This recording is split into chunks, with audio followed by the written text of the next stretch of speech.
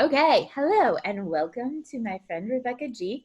For those of you who may not know us, I'm Meredith Holly. I'm a lawyer and life coach, and I founded Eris Conflict Resolution, where we help employees stop sexual harassment and toxic work environments without quitting their jobs. One of the ways that we do that is we support employers when they receive reports of some kind of wrongdoing, whether it's abuse or bullying, toxic work environment issues, or harassment or discrimination. And we come in with what we see being a more successful solution than a lot of other options. Rebecca, do you want to introduce yourself? Hi, I'm Rebecca. I am a facilitator here at Eris. I also have 19 years of human Don't resources lie. experience Don't lie, Rebecca. around there. um, and also, I am a life coach for sexual assault survivors that want to have a better life than they did before their assault. So. Yeah. Awesome. So Rebecca comes at this issue from like such an extensive background in HR. I come at it from a legal background where I see what happens after HR takes action. And so like one of the reasons I started our business and started what we do is I would see employees come to me, and I know that HR has followed the standard procedures of what to do. And unfortunately, it doesn't resolve the situation. And so, Rebecca, when you worked in HR and somebody would come to you and say, this employee keeps being rude to me or is abusive or whatever, what were sort of your trainings in how to respond to that? So my trainings were that sometimes you do an investigation, okay? And so generally you would do an investigation if there was a policy or a potential policy violation, especially where someone could be disciplined or discharged, aka fired. Right. Um, And and I think that's right. I think that like sometimes there does need to be an investigation. I think my observation is that investigations are always targeted to the wrongdoer and whether the wrongdoer needs discipline or discharge. Is that sort of your experience? yeah, yeah, yeah, for sure. We wanted, like, my goal was always to find out exactly what happened and to then give the best corrective course that I could give. Suggest it, actually, to be more accurate, suggest it. Um, and I know that some people can do very thorough investigations, but they are very limited in our scope and what we can do. And so, yeah, I mean, that's my I experience. mean, I think, and so what we want to talk about is when is an investigation appropriate? When you get a report as an employer, as an HR person, what are the steps that you can take to resolve it while protecting the company, but also getting the employees back to work in a healthy way? Because I think, um, like the research shows that, uh, so there's this research study. I was reading Malcolm Gladwell's Blink book, and Yeah. he's talking about this research study about doctors, and that there's basically no correlation between a doctor's errors and whether they get sued, but there's like 100% correlation between the doctor's bedside manner and whether Yes. they get sued. And so the thing that I've always seen as a lawyer is employees don't call me because they think the law was violated. They call me because they think their employer was mean to them and rude and unfair, Yeah. right? They Yeah. think they were disrespected. They have that feeling of the bad bedside manner is always the indicator, not any knowledge of the law, whether the law was broken, and then we extrapolate, we say, okay, now I think the law was broken because I'm mad at this person. Yeah. And All sometimes the it time. was, Yeah. right? And But yeah, well, and there were so many times I had the same experience. People would come to me in HR just basically explaining to me that somebody was mean, and they're saying, well, it was harassment, it was discrimination, it was this and that. And I would have to explain to them, okay, that doesn't necessarily fit this framework, but obviously there's some sort of Problem. communication problem. Yeah. And if you don't know how to heal that, it makes a bigger issue. Well, that's the problem that I would always see is people would say, I went to my boss, I made this complaint, they didn't do anything about it. Or then all of a sudden they said they were going to investigate me, and they've never investigated me before. And why do they think I'm a liar? And the employer probably didn't mean I'm going to investigate you, but most employees don't get questioned on whether they're lying or not until things rise to that level of harassment and discrimination, when really they're more sensitive at that point and more likely to be offended, feel disrespected, be angry, and then want to sue the employer in that scenario. Right? So it creates, I think, this disaster scenario for employees and employers if there isn't other support. I think that sometimes the employer does need to investigate, because you may have a danger on your premises that other people are exposed to. Like, you may have a dangerous person, and you have to determine that. But that provides no support to the person accused or the person who complained. No, not at all. You know, and actually, I think it makes everybody else a lot less safe, because once somebody finds out there's an investigation, everybody starts acting differently and taking different precautions and doing things out of character for them, because they don't know how to handle being a person. I'll say, when I get a call, I remember one time I got this call from this business owner, and it was a pretty small business with a few owners and like a handful of employees, not a big business. So important for people to be able to get along because there's so few people, right? The employer was just panicked, saying, do I need to investigate this? And if I do, what does that even look like? And if I do investigate and do it wrong, is that going to make it all worse? Am I going to be part of the harassment? Just like panicked. And I think the reason that employers and HR people get panicked about this and feel sort of personally culpable for the employee's distress is that we just haven't been taught tools that work to resolve these issues. Yeah, no, 1,000%. Like, you don't just like become a business owner and all of a sudden know how to handle these things. Right. Like, and a lot of times people, like managers too, when you get promoted into a management position, you don't all of a sudden have all these skills.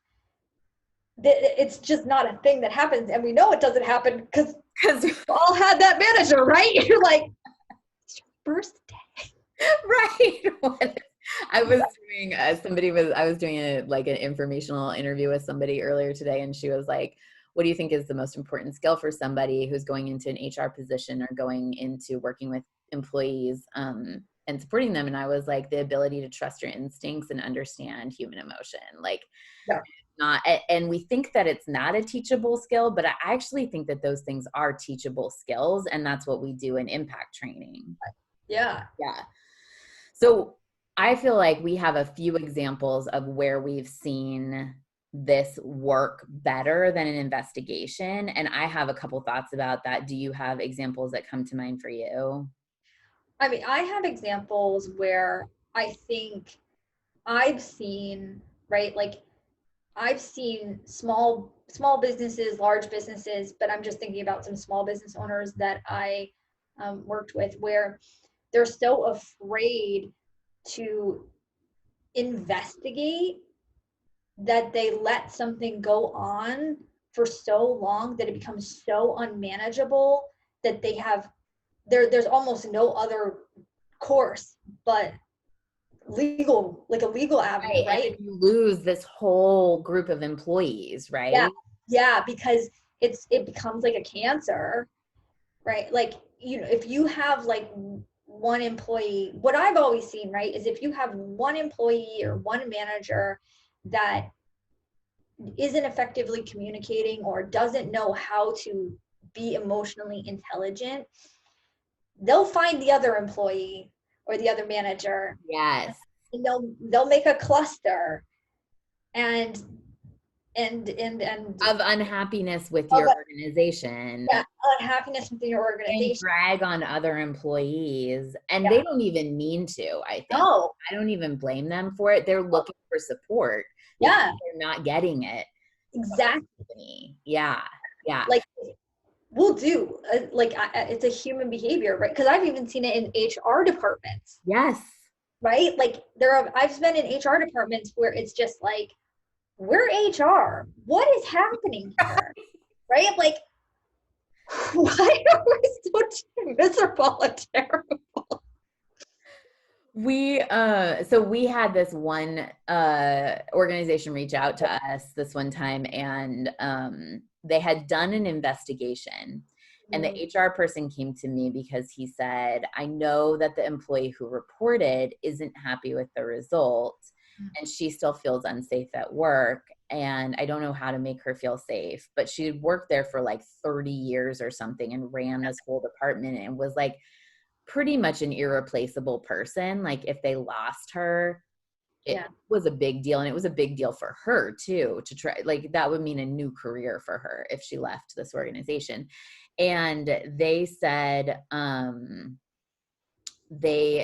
they said, you know, they basically found an inconclusive investigation, which is almost like 95%, I feel like, of investigations are somewhat inconclusive when it's a like interpersonal issue, because usually multiple people say one thing, some people say a different thing happened, people just disagree. And so the HR person came to me and he said, she's not going to leave. I'm not worried about losing her as an employee because she's worked here for forever. I just want her to feel safe. I want us to support her. We care about her. I talked to the employee and she said, I've actively applied for other jobs and my only option right now is leaving. That was her report to me. Yeah.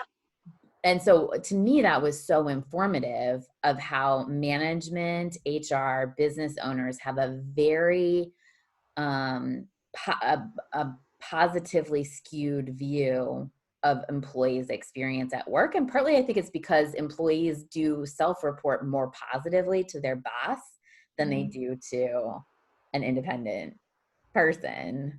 Yeah, for sure. Yeah. So then the thing that we saw happen with them was we worked with 3 of the employees who were in this situation. And by the time we were done, all of the employees were like, felt safe, could go back to work, understood the root causes of all of the conflict that was happening, and were able to listen to their instincts instead of the investigation about what they were going to believe about their workplace and how they were going to enforce their boundaries.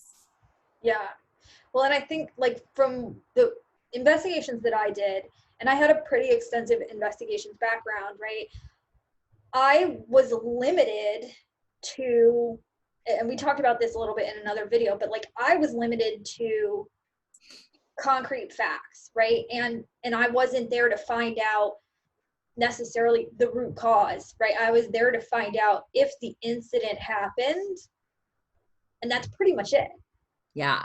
If it did, then what discipline do we issue? If it didn't, tough luck, buttercup, right? Like, right. Go back to work. Right. Which doesn't happen. No, it doesn't work. Now you have a very dissatisfied employee. Yeah. Well, 2, right? Yes. 2 dissatisfied employees, if that's like if it's just an interpersonal thing, right? But you might have a whole department. Yeah. Might have a whole department. And if I don't have like an email or a, you know, or something like something, I as the HR professional couldn't find the basis. And so to me, that's how the decision's made. And I said this on another video, where the good thing, like with what we do, is we get to the root cause, we do the emotional intelligence part, and we do the repair, where I really couldn't do that because a lot of times what was taught to me was that put us in the position of admitting that there was something that happened that was wrong.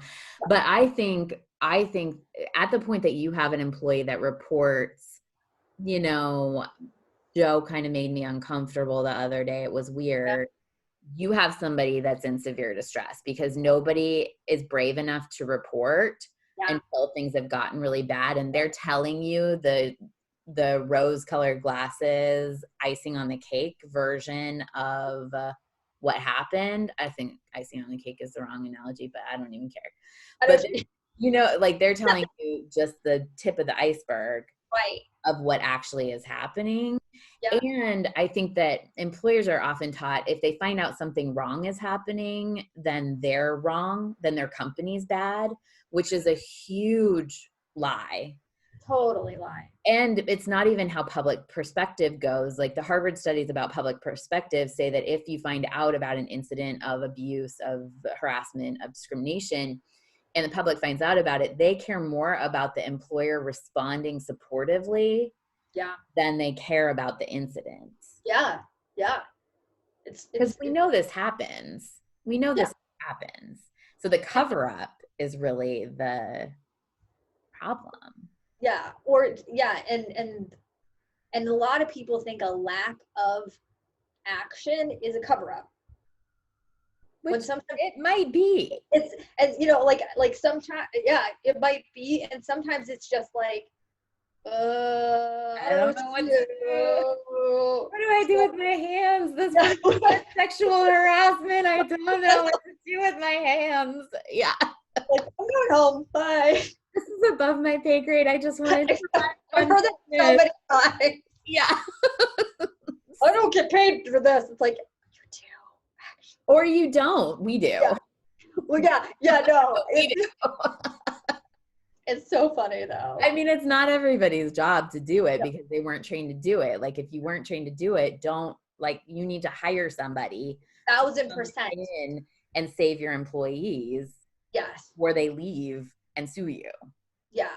Even No. even if you don't feel like it is justified, if you feel like nothing happened, it's that thing of if people feel disrespected, Yeah. they want to leave and sue you, even Yeah. if you think it's grounded in nothing. And so Yeah. if you can create, I mean, the other thing that's interesting is when we do these repair procedures, when we do the impact trainings with multiple employees in an organization, like somebody accused and somebody who's accusing, ultimately, I feel like I have a pretty good sense of probably what happened. Yeah. It's like totally irrelevant what actually happened to people's Yeah. experience of what happened. Yeah. Yeah. And when I think back to all of the employees that have left various places that I've worked, right? I know why they're leaving. Like, I know. And if they try, like if on the exit interview, they say, oh, I found another job. Yeah, they found another job, but they found another job because They were looking for another job because they felt disrespected or not supported by their workplace. Yeah, right. Yeah. Very often. Yeah. So. Yeah. So I think, I mean, what we see is really, it's just these tools that people are not taught and they're structured tools. And it's not like you and I mean, we are magic, but it's not because we're magic that this works. It's because it's a structure that works. And so I think for any employer, for any manager, for any HR person who has somebody reporting or who sees an employee who's taking weird sick days or like is late on deadlines when they're usually on time or shows these other signs of distress, impact training is, I think, the best solution that I've seen for these situations above and beyond any investigation or other procedural response to workplace health issues, cultural health.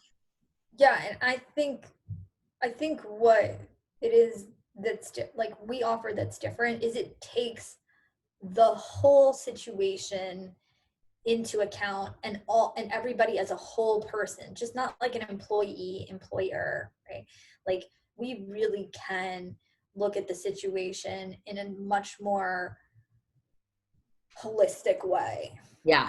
And we take a mediator stance on it. So what our intention is always that what people tell us in the trainings is going to be confidential. We don't represent the employer as a lawyer. We don't represent the employee as a lawyer, but we take a mediation stance and produce confidentiality under that stance. So our purpose is not to create documents to set the employer up for a lawsuit, because we want it not to happen. We want everybody to get back to work, be healthy, fulfill your purpose, and not have to feel unsafe, or on either side.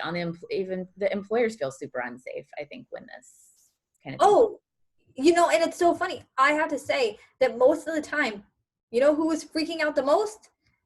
The employer. Yeah.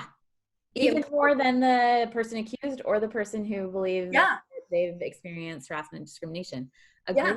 Agreed. I've been in tearful crisis meetings with employers because they feel so insecure about what the appropriate response is. And so I think the fact that we can come in and say we know exactly what to do. Right.